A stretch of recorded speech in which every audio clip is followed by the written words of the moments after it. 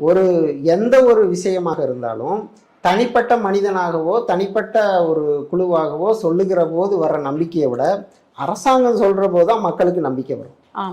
இப்போ நம்ம வந்து 2012 நிலவேம்பு கஷாயம் அப்படிங்கிற ஒரு விஷயத்த ஒரு ஹெல்த் செக்ரட்டரி ராதாகிருஷ்ணன் மூலமாக சார் மூலமாக ஜெயலலிதா மேடத்திட்ட கொண்டு போனோம். அவங்க வெளியில் கொண்டு வந்தாங்க, மக்கள் பூரா பயன்படுத்தினாங்க.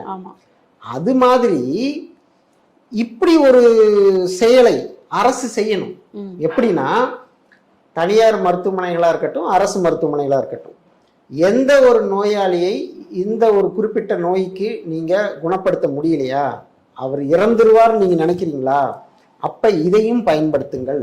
ஒரு மாற்று சிகிச்சை மாதிரி இருக்கு. மாற்று சிகிச்சை கூட இல்ல, கூட்டு சிகிச்சை.